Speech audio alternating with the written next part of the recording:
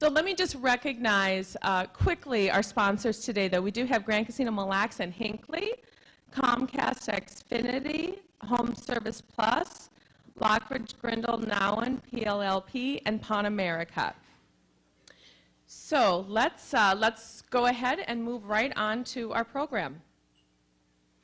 Over the past decade, judicial elections throughout the country have become more politicized. In other states, special interest groups make large donations to judicial candidates with the hope of influencing the outcome of judicial elections and judicial decisions. Even the most well-qualified judges must raise larger and larger contributions to maintain their seats. Until recently, Minnesota was insulated from this trend by campaign conduct rules adopted by the Minnesota Supreme Court. However, these rules were struck down by federal appellate courts, and now judicial candidates in Minnesota may announce their views on social and political issues, solicit campaign contributions by mail, seek political party endorsements, seek endorsements from special interest groups, identify themselves as political party members, and attend political party gatherings, as well as commit themselves to party platforms. So the Coalition for Impartial Justice, a group of organizations, both legal and non-legal, is urging the Minnesota legislature to approve and to submit to state voters a constitutional amendment that would change the way Minnesota judges are evaluated and presented to voters for approval. The proposed amendment would replace the present system of contested multi-candidate judicial elections with a simple yes or no retention vote on whether each judge should continue in office. The amendment would also establish a system for evaluating judges with published results aimed at providing voters with information helpful to those retention votes. So the question we want to explore today, is this a good idea?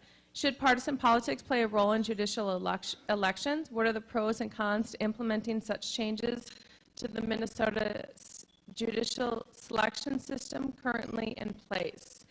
And to learn more about this topic, we have with us two panelists who will provide us different perspectives on this. So first, I'd like to introduce Representative Mike Beard. He was born and raised in Clearfield, Pennsylvania. Representative Mike Beard graduated from Clearfield High School in 1971. He earned his BA from Bethany College of Missions in Bloomington, Minnesota in 1975 and studied entrepreneurial coursework at the College of St. Thomas. He's a business owner and is recognized as a reasoned voice for fiscal responsibility and free market opportunity. He owned Beard Communication Incorporated, which published the Lutheran Journal magazine, McAllister Park Books, and the Minnesota Christian Chronicle newspaper for 12 years. Currently, he owns Beard Aircraft Company, which buys, restores, and sells older general aviation airplanes. His private sector experience in aviation, railroading, and trucking has afforded him broad expertise in the area of transportation, obviously an issue very important to Twin West. And after serving as term Republican lead in the House Transportation Committee, he was appointed chair in 2011. So he is the 25-year resident of District 35A, which is Shakopee and Prior Lake. And in November, he was elected to his fifth term representing last November, was elected to his fifth term representing one of the fastest growing districts in the country, making it the most populous district in Minnesota. He currently lives in Shakopee with his wife of 40 years, Karen, and together they have 4 children and 11 grandchildren. So welcome very much, Representative.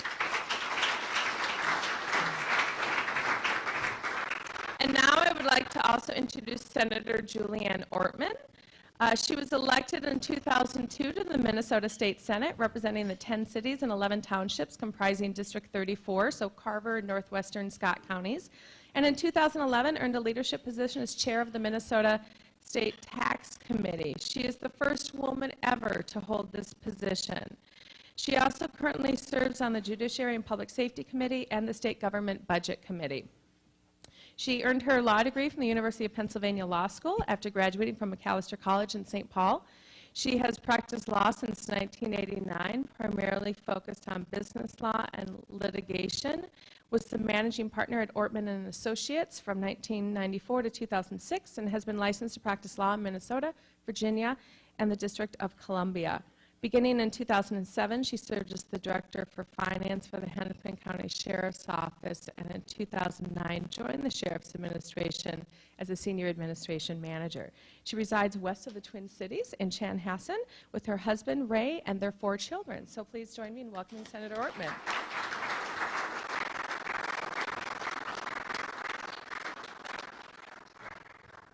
Okay. So, I think we've got water here too. Great. Good. Well, I'm not quite ready yet because I'm a little sleepy, but I'm going to wake up here.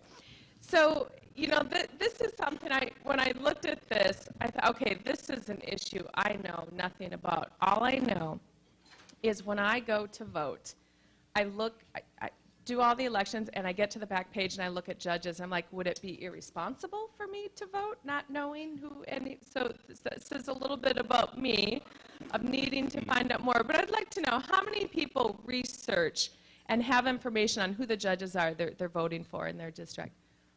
Okay, you guys are really impressive and made me look silly, but you also come to Twin West Legislative Breakfast, so you're very engaged. But I do think there's a lot of people who feel that they don't really know what it is that who it is that they're voting for. So let's start out with a really general question here, and this is an issue that I think is going across a lot of states right now are addressing these issues. So is there a state that you would identify that you think really has gotten this issue figured out and has the right approach to this? So Senator Ortman, can we start with you on that question?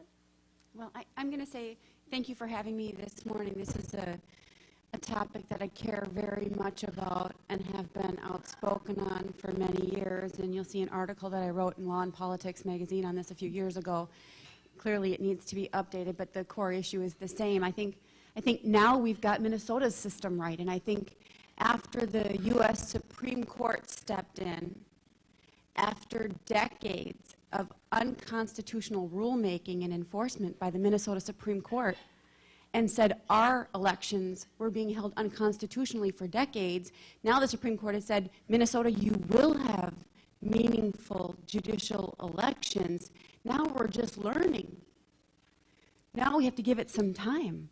For decades, candidates were not allowed to speak about what their views were. They were not allowed to raise money to run.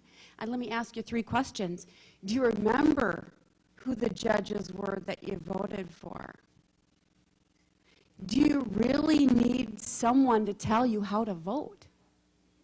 Do you need someone like the powers that be to tell you who the candidates should or should not be? I think we're very capable of conducting judicial elections in the state of Minnesota, but we have to give these new rules some time. After decades of unconstitutional, oppressive rules by the Supreme Court, it is time to give the people a chance. And while impartiality is important, and I understand the argument, accountability is just as important. And I hope to tell you all a little bit about the Dred Scott case from 1856 that generated the current constitutional provisions for judicial election. So I'm hoping we're going to talk about the Minnesota system. So Representative Beard, as you kind of look out on the landscape there, what do you see as far as other states? Certainly, and normally when I give this talk, one of the illustrations I point to is our friends down in Iowa, for instance. But I think it's more useful to compare and contrast where we could be and where I think we want to go and why the difference is important. At the moment, it's not raining in Minnesota, but I think we've got ourselves set up with a weak roof, so when it does start here, we're going to be in a world of hurt. So let me run in the opposite direction first and say, here's what I don't want it to look like, West Virginia or Wisconsin. And that's where we're heading, folks. If we don't do something now to put the judges, to take the judges and lawyers out of the untenable position of running against each other when they both work in the same courtroom, taking care of justice in this country, I think we're setting ourselves up for what we don't want it to look like, which would be something in West Virginia or something in Wisconsin. I think that what we would like to trend towards is what we have in Iowa, actually. And this is important to my conservative friends in particular who are concerned about activism in the judiciary. When you have a judiciary that goes against the popular will of the people and takes the culture in places where they don't think they're ready to go, the culture has the opportunity then to say, yes, we like what you did, or no, we don't like what you did, and we're going to remove you from office. However, what you do protect yourself against in a situation like what we had in Iowa, what you protect yourself against is having to go out and find a lawyer that's qualified to be a judge to actually put down his $100 and sign up to run against a sitting judge.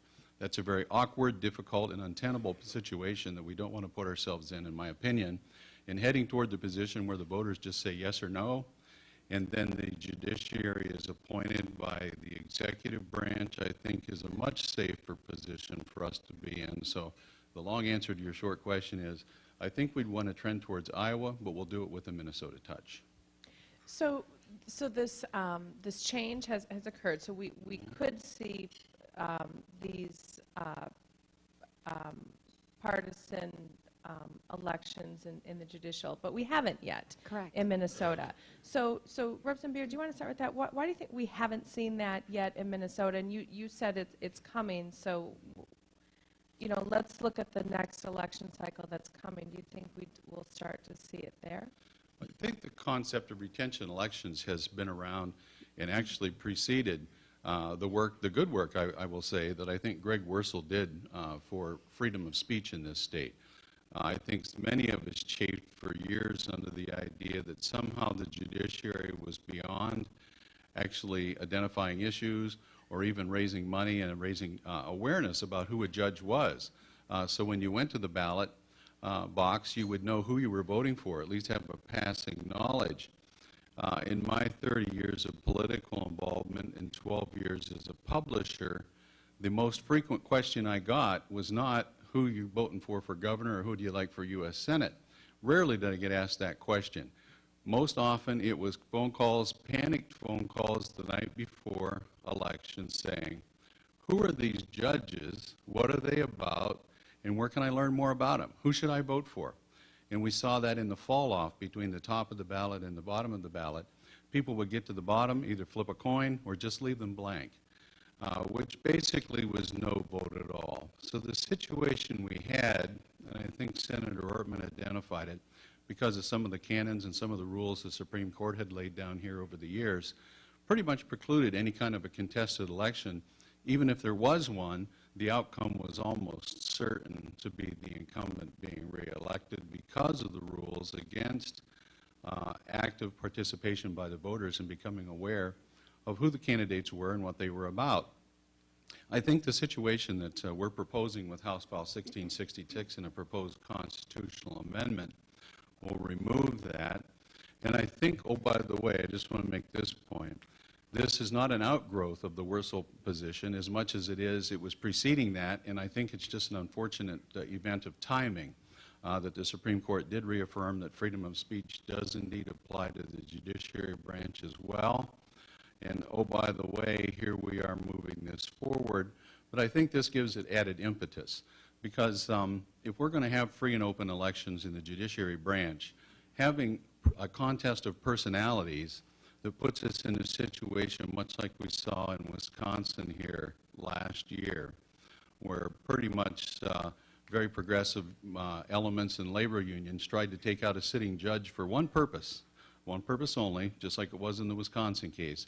They wanted to buy a vote that would swing a recall or an election, a decision regarding the constitutionality of the legislature's actions regarding public bargaining in Wisconsin.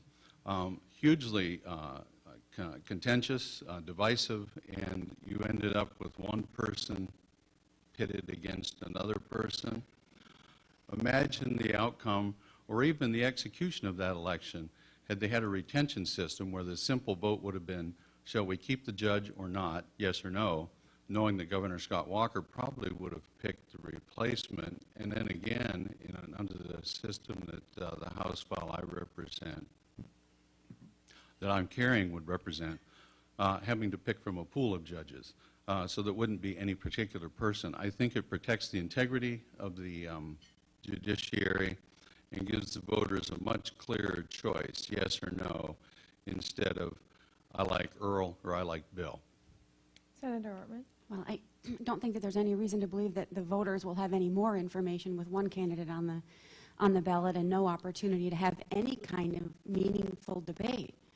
It will be the insiders who make a recommendation about whether the judge should be retained, and what little choice do the voters have in a Soviet-style plebiscite to vote yes or no. And if they vote no, the insiders again pick the next candidate. And so the actual voters never have any real say in who the candidates are. We would never have had a Justice Alan Page if he had not identified himself as a candidate and had broad-based support. He was our first black justice in the Minnesota Supreme Court. There have been others that have identified themselves to run that have done great work on the court. We don't really have an election problem for judges in Minnesota, and I don't think that we should be fearful of that. We have voters that are very well informed. We have huge voter turnout in Minnesota, and I don't think you turn the Constitution upside down after it served us so well with an experiment. Let's not do it unless we know that what we're going to get is better. This is experimental. Let's hope that we can avoid what might be a risk somewhere else. I think we should know a whole lot more about what's being proposed, and I think that we should have a much broader conversation about it. So I think there are reasons to ask questions. Let's see what other states are doing, but let's be thoughtful before we change a constitution that has served us so well. And one of the reasons that the Supreme Court overturned what the Minnesota Supreme Court was doing was not just because of judicial speech and the candidate's right to speak in an election, but just as important, our Constitution protects the individual voter's right to have a meaningful election. It's our right too as voters. And so now that we have started on a process of further developing what does that mean to have a meaningful election on behalf of the voters, let's continue with that process, and let's not jump in and change the Constitution before we know that what's being proposed would actually be better. I'm very concerned about a system where the candidates are supported by the powers that be, as I said, the attorneys, the bar, the law firms, the big businesses, and they get to evaluate the judges and let us know whether we should or should not vote yes or no for them. If the answer is no, we don't get our own candidate. We get their candidate. And that's an awful lot of control over what our constitutional and founding fathers thought was our right to elect judges. The reason that's so important, we did it constitutionally in 1857. We did it through our constitutional conventions. It may have been the one time in the last 150 years that the Republicans and the Democrats ever agreed on anything. It was that we should have elections of our judges in Minnesota because they didn't like what happened at the federal level. When the U.S. Supreme Court said Dred Scott did not have standing to sue in a federal court, when they made that decision, our Minnesota constitutional delegates got together and they all agreed, Republicans and Democrats, that we should have judicial elections for that level of accountability. It was an outrage. It's still considered one of the greatest outrages of judicial history. And so in Minnesota, we deserve better than that, and we have a plan to make sure we get better than that. Let's not overturn that plan unless we know what we're going to get is better. And let's not do it out of fear of what's happening in other states. I think we can count on voters in Minnesota. We've not had those kind of very difficult mudslinging political elections with our judiciary, and I think that's because we have a very esteemed judiciary. I'm not here to bash them. I think we have great judges in Minnesota, and it's a system that we have now that has put them on the bench. So let's get a little bit of a landscape of our current system. So what is the breakdown, approximately, I don't expect you to know this exact number, but on a percentage directional as far as judges who are appointed versus who are elected into our system? And then also as a follow-up is how often do challengers win in the elections that are contested? So either one of you want to start with that? I can speak to it, but is it the senator's turn, or you want me just to go? You go ahead, Representative Beard. Okay. I'm just trying to get the lay of the land on the But process remember, here she today. does have to leave early, so then you yes. have quite a bit of time. No. What time do you need to go? Quarter after. Okay. We have plenty of time. Go Good, ahead. all right. Thanks. I want to be sure I give my worthy opponent plenty of time to speak here, and I can speak afterwards, and we can mail her the tape, I guess.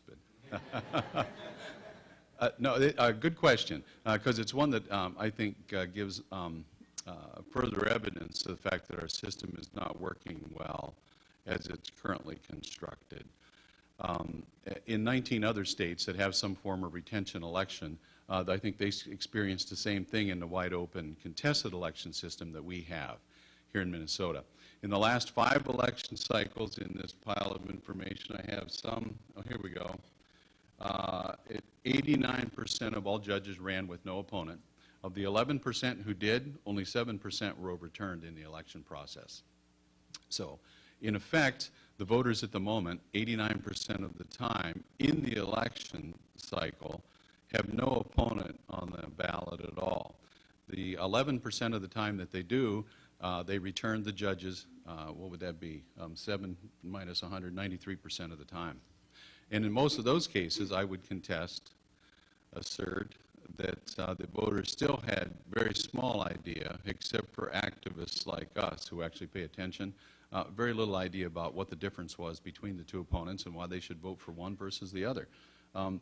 In effect, all the judges who are sitting now, because of the retirement rule and the way things work in Minnesota, you have to retire, I believe, on your 70th birthday, is it, Franklin? I think it's number 70, which doesn't always fall on Election Day. In fact, very rarely does. So they usually end up retiring sometime before the election on their 70th birthday, and then their seat is appointed. Almost all of the judges that are on the ballot are there, with rare exception, because they were appointed in the first place.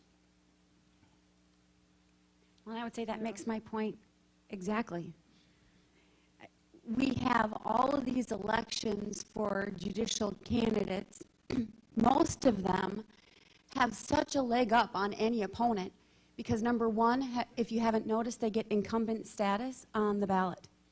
So we already know that they have judicial experience. And that's a good thing to know. I think we should know that our judges have judicial experience. But then there are these heavy-handed rules by the Minnesota Supreme Court. And the threat for any lawyer that wanted to run against a judge was that if you violated any of the unconstitutional canons, you could be disbarred. Well, no wonder we didn't have very many lawyers that wanted to step up and run. You couldn't say what your views were. You couldn't raise any money. If you crossed any one of those lines, they would disbar you. You could lose your ability to practice law. And so because we had that unconstitutional structure, it was very hard to have meaningful elections. And that's why the U.S. Supreme Court said, wait a minute, you have a constitution, Minnesota, and the Constitution guarantees those meaningful elections, including the candidate's right to speak and the voter's right to hear the speech. And we're now just learning. What does that mean? How do we help candidates speak about how they will rule from the bench in a way that doesn't disrespect the judiciary or doesn't anticipate what kinds of decisions they'll have to make from the bench? But there are some things that we can do here. We already have conflict laws.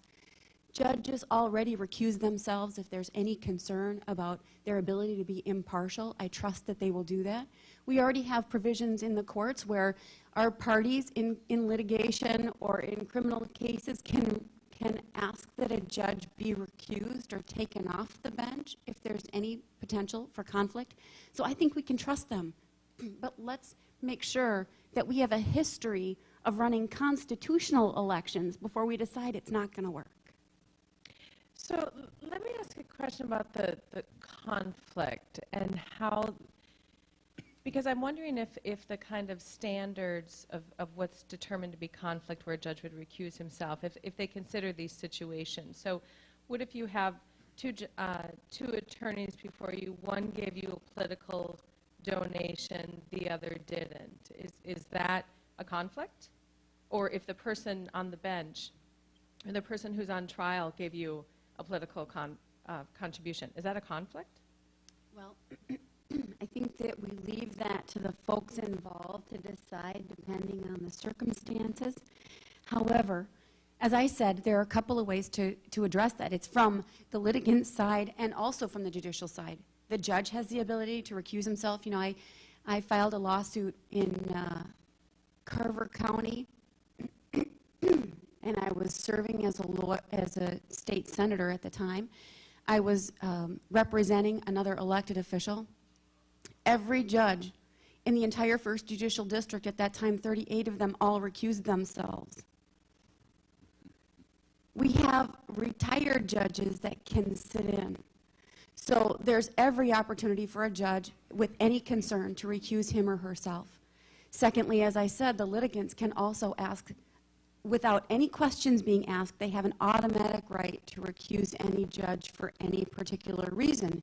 So if I'm a defense attorney and the plaintiff has given $1,000 to a judge, well, I can recuse that judge.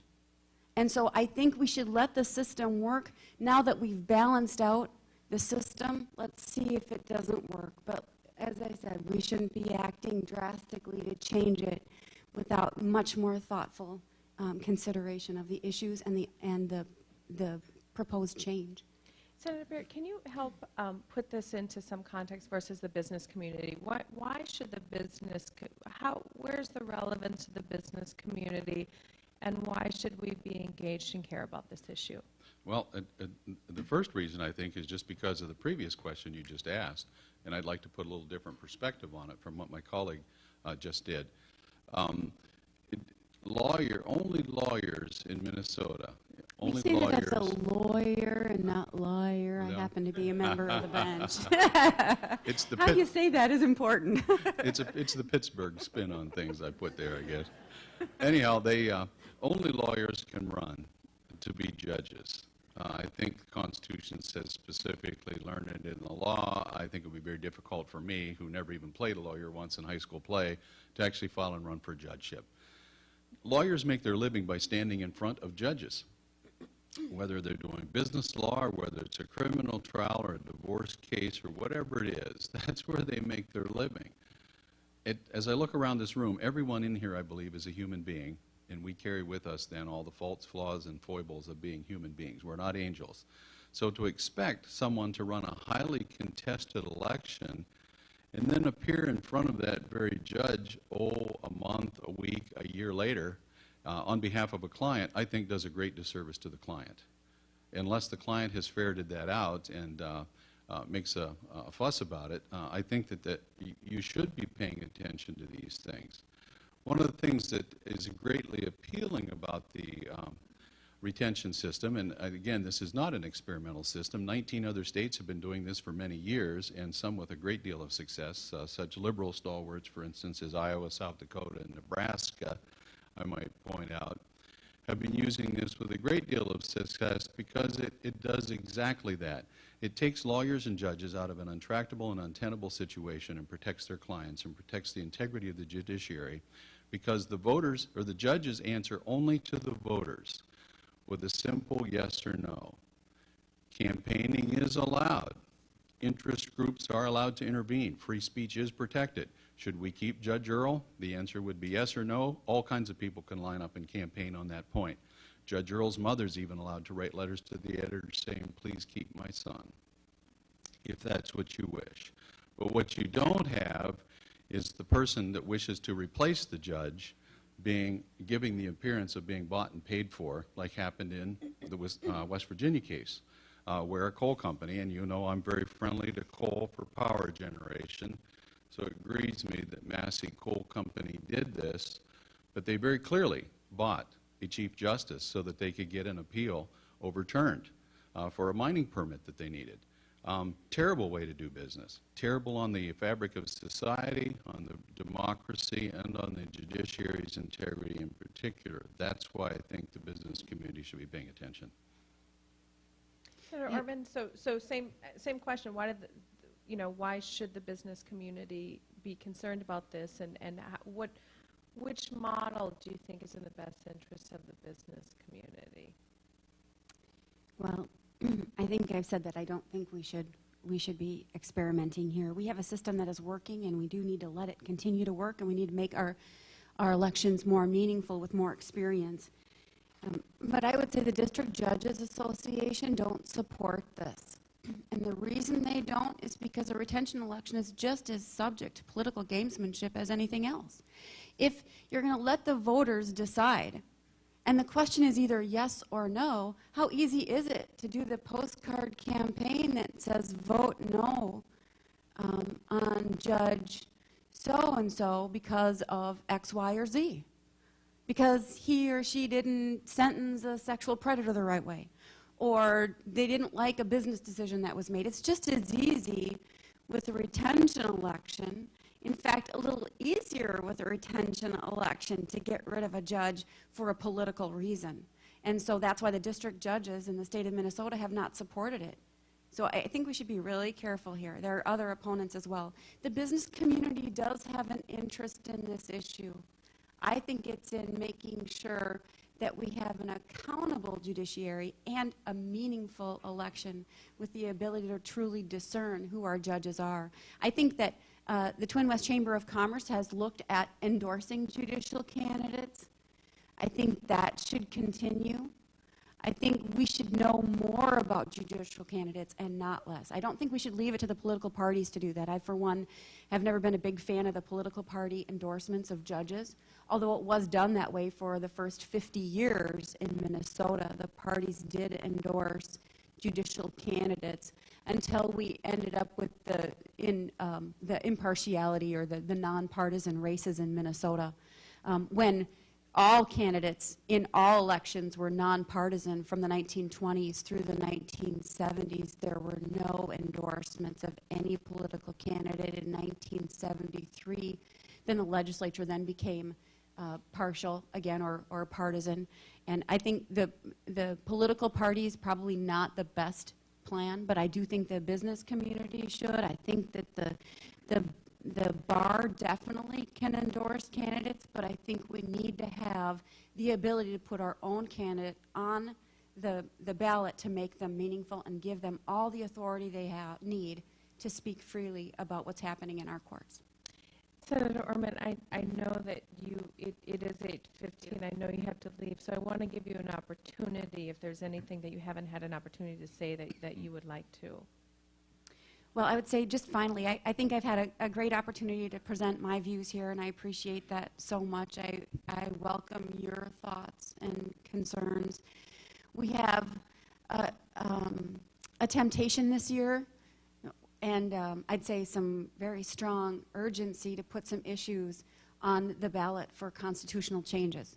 We already have one very big issue. It's going to be a very difficult election with the Defense of Marriage Act on our ballot. It's going to be a very divisive election. We're looking at the state capitol to consider putting on a fiscal discipline constitutional amendment.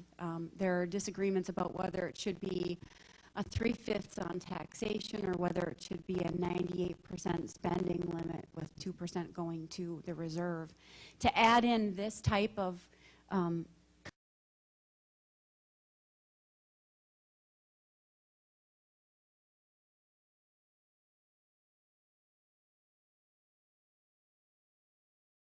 constitutional amendment question on the ballot, I think would be a disservice to Minnesotans.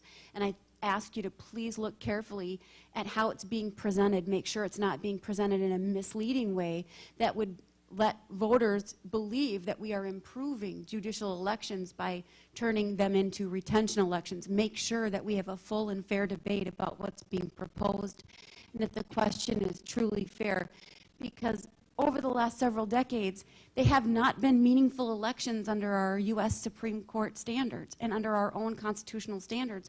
So don't let them mix this up with the fix of what was previously wrong over the last 40 years. Let's make sure that we don't mislead them and think this is the fix. Our own Constitution is the fix for what was ailing this system for the last several decades. So with that, thank you very much for giving me the opportunity to share my views with you. Thank you very much for being with us.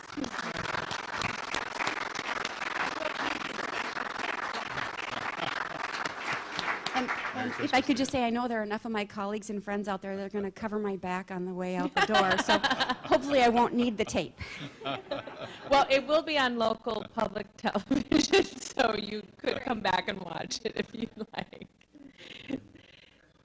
So, Representative Beard, then, just a couple of Certainly. follow-up of things on that. So talk a little bit more about the constitutional amendment that you're proposing and what Sure. that would propose to do. Well, first of all, I've been in several forums where they call this the unconstitutional provision. Well, folks, I would say it's non-constitutional at the moment because it is, after all, a proposal for a constitutional amendment. The way we elect judges is established in our state constitution, and as a legislature, we can't just make up the rules on how we're going to change things. We actually have to put a proposal to the people and ask the people to amend the Constitution to put a concept like a retention election system into play.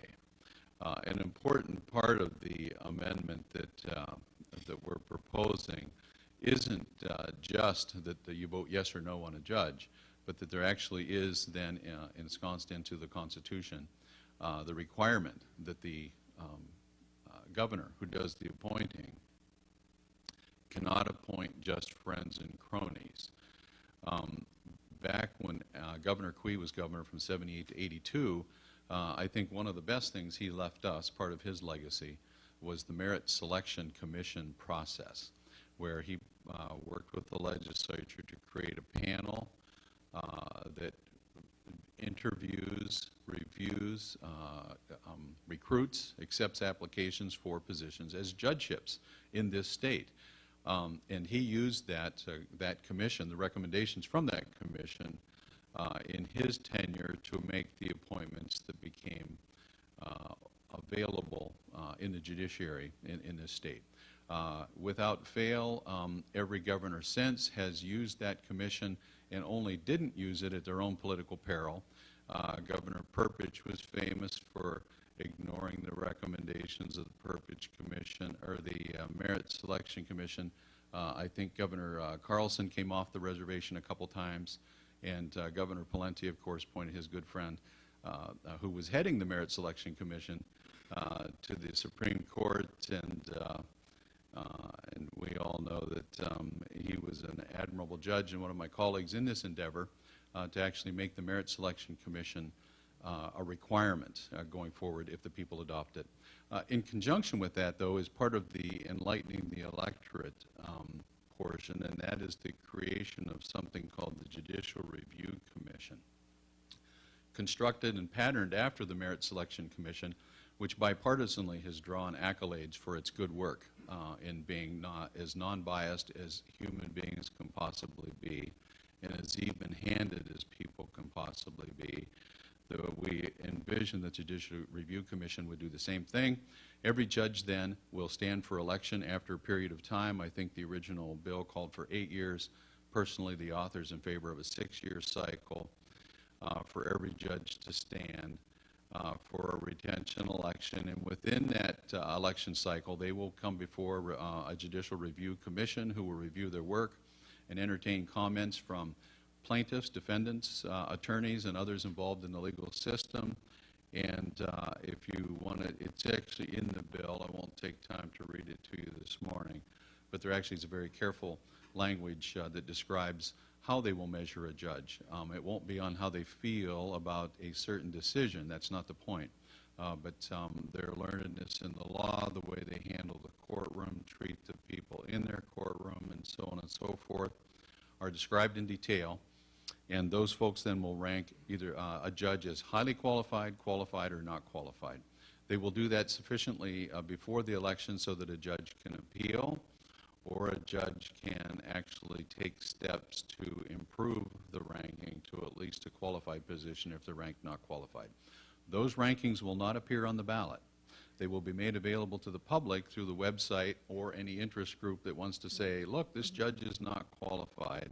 It even said, even the Judicial Review Committee says so. That could be a campaign point, but that's for interested citizens to exercise their free speech and make that part of the political landscape in the election coming forward. But that's basically the components of the bill.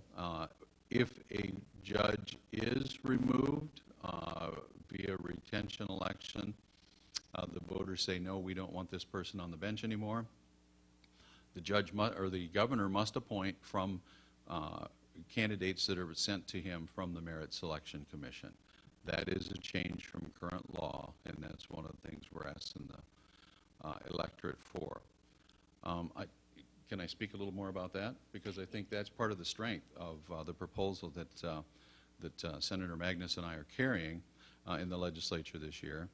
The voters may not care for a judge, but you don't have to put someone up against a judge and make it a contest of personalities or a contest of specific ideologies, because the outcome is left to the governor, which keeps the executive branch and the voters connected to who that judge is through that election, which gives even more importance, I think, to the gubernatorial election.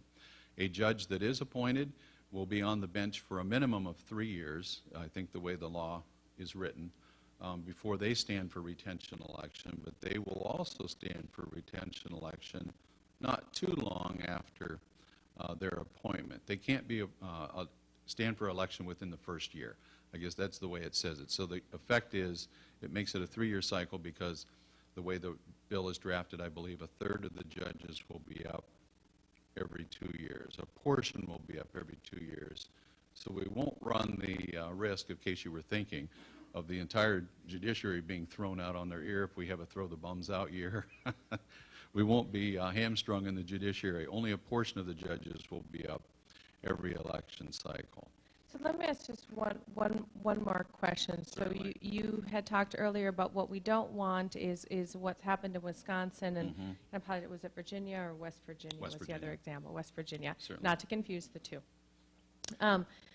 So is there any argument to say, we're Minnesota, we're different, we've got, unique culture, maybe it's a little bit like Wisconsin's, but is there an argument to say, let's kind of just go forward and see if it becomes a problem and then move forward, so how would you react to that? Certainly. This is the United States, and one of the strengths of our nation is that it is a laboratory of democracy. Among the different states, we can experiment with different things, and we can stand and watch as ideas are tested elsewhere. We can watch California, for instance, and say, ooh, that's not working very well. We won't try that here. Or we watch another state, like, say, Iowa, and say, well, that worked rather well. Perhaps we would want to adopt that here. So I would contest a little bit my colleague's assertion that this is an experimental piece of legislation. I think not. 20 other states have retention elections at one level or another as we speak, including the 3 of our neighbors that I just cited, Iowa, South Dakota, and Nebraska. We could perhaps, however, and I'm not offering to amend my bill because I think it's a fine bill just the way it is, but I know others may want to make a good bill better by offering amendments. That's what we do to each other at the Capitol. But I'm looking, for instance, at our friends in South Dakota. They have retention elections for the higher level, Supreme Court and appellate court level, but their district judges, it's pretty much free for all. You can just kind of have at it there. So we may want to bite it off in chunks and let the voters get used to that idea. I'm not asserting that that's something I would be... That would not be a friendly amendment. That would be is a what you're friendly saying. amendment, but it would be worth discussing, I think. But, where we do see it, and I remember back to the laboratory example for a moment, places where they do have highly partisan elections all the way to the top of their judiciary, I see great potential for harm and mischief. And, it's not like we watch somebody just ski off the cliff and then we think we can do it better and we ski right off behind them just because we haven't gotten there yet. Maybe we can look at them and learn and figure, well, we don't have to have a situation where one entity actually pits a candidate against pick any one of our Supreme Court justices because they have a case coming up and they know that it's going to be a split decision. That's not good for any of us, anywhere along. Any of us that care about good governance, and I know everyone in this room does, that's not good for us at all. And that's what we're trying to avoid. We don't have to wait for the roof to leak because it's raining to realize we have a hole in the roof because we look down the street at the neighbor's house and we see the mess that they're in. That's what we're trying to avoid here. Thank you very much, Representative Beard. I really appreciate you being here, and Senator Ortman.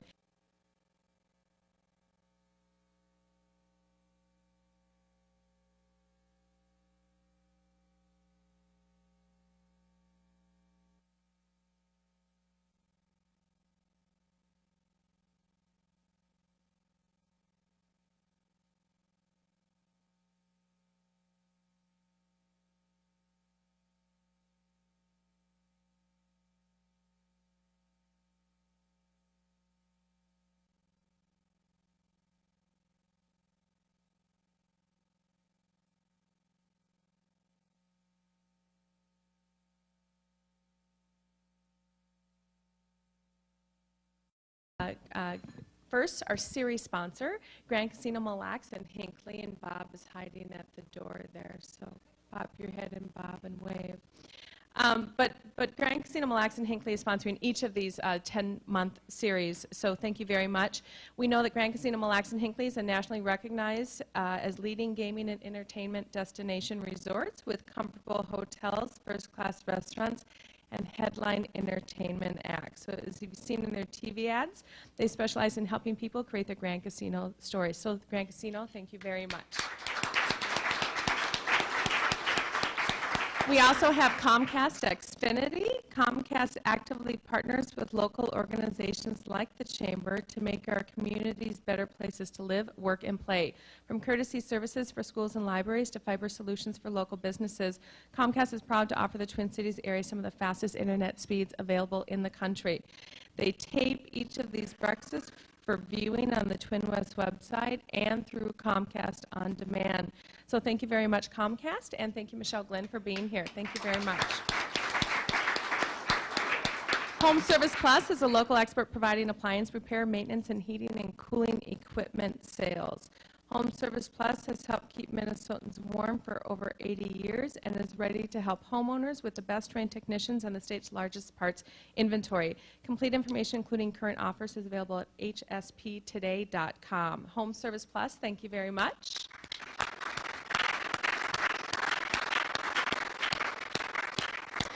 Also, thank you to our month's breakfast sponsors, Lockridge Grindle Nowen PLLP. Founded in 1978, Lockridge Grindle Nowen has extensive experience in government relations and litigation, including antitrust business, healthcare, employment, environmental, intellectual property, real estate, and securities, as well as utilities and technology law and campaign finance and election law. The firm's clients include agribusiness, banks, local governments, real estate developers, telecommunication providers, healthcare professionals. They are busy at Lockridge. Casualty insurers, trade and industry, pension funds, unions, publishers, and authors, and a major computer manufacturer and retailer. So thank you very much, Lockridge Grindle. Also, Pan America, fueled by Brad Rixman's ongoing commitment to providing a positive consumer experience while breeding a friendly and credible retail brand. The 22 Midwest Pan American locations have consistently registered impressive double-digit growth in recent years in spite of these tough economic conditions. When it comes to earning respect, Pan America continues to get more every day. Pan America, thank you very much. And finally, you're hearing me thanks to our AV sponsor, Swank Audio Visuals. Swank transforms ordinary meetings into extraordinary events. So thank you very much, Swank. Okay, and this morning you have at your table the business ballot for this month, and I believe that is asking a question about the budget. And so, believe it or not, we are very close to a new issues and gives a reason. Who are the Representative Loon pointed out.